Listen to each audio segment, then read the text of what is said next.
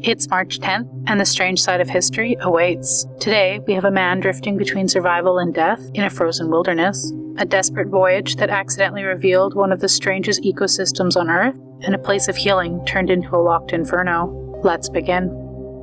On March 10, 1944, somewhere deep in the frozen wilderness of Alaska, a man believed to be good as dead finally saw signs of life. Months earlier, U.S. Army pilot Leon Crane had leapt from his failing B-24 bomber, parachuting into an endless sea of snow and silence. Rescue teams searched, but the Alaskan interior is vast, cold, and merciless. Many assumed no one could have survived, but Crane had. For 84 days, he walked alone through the forests of black spruce and frozen rivers. Temperatures plunged far below freezing, food was scarce, and his clothes were never meant to be in the Arctic. Every step through the snow felt like a gamble against death. Yet strangely, he kept finding signs that someone had passed through long before him. Abandoned trappers' cabins, small, rough shelters hidden in the wilderness, contained supplies left behind by strangers. A bit of food here, a stove there, silent acts of kindness waited in the dark. Crane survived by moving from one of these ghost-like shelters to another, guided by faint trails carved by dog sleds months earlier. Then, on March 10th, after nearly 3 months of isolation, he followed one of those trails to a cabin that wasn't empty. Inside were people. To them, the figure at the door looked almost unreal, thin, frostbitten, and half-starved, a man who had walked out of the wilderness where few believed anyone could live. Even today, parts of the wilderness remain just as isolated as they were in 1944. It makes you wonder how many others vanished there without anyone ever hearing from them.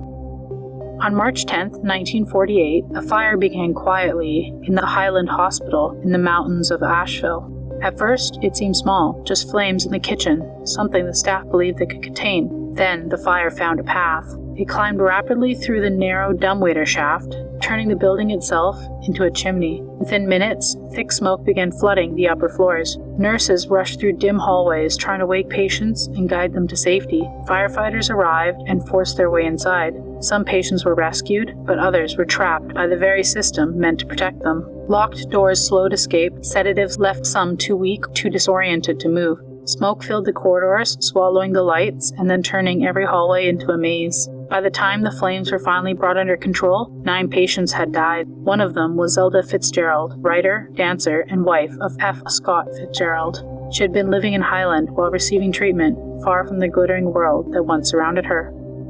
The tragedy led to a renewed scrutiny of safety conditions in hospitals and psychiatric institutions. Locked doors designed for control proved deadly when disaster struck.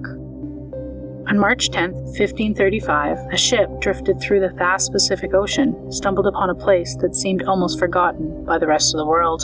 The vessel carried Tomás de Berlanga, a Dominican bishop sailing from Panama towards Peru. But somewhere along the journey, the wind disappeared. For days, the ocean went still. Without wind, the ship could not move. Currents slowly dragged it westward into the waters no one aboard recognized. Supplies dwindled, fresh water ran dangerously low, and the crew searched the endless horizon for anything that could keep them alive. Then, dark shapes in the distance. Volcanic islands rose from the sea like black shadows, jagged, barren, and strangely silent. The desperate sailors landed, hoping for fresh water. But the island was harsh and unforgiving. Sharp lava fields stretched for miles. They wandered the place, unsure if it would save them or finish them. Yet, what they found would become legendary. Slow-moving giants crawled across the ground, enormous tortoises, larger than any the sailors had ever seen before. Strange birds stared without fear. Creatures seemed to exist here that belonged nowhere else in the world. The isolated islands would later become known as the Galápagos Islands, a place that would eventually inspire the ideas of Charles Darwin centuries later. But on that day, in 1953, there was no sense of scientific discovery, only a drifting ship desperate for water.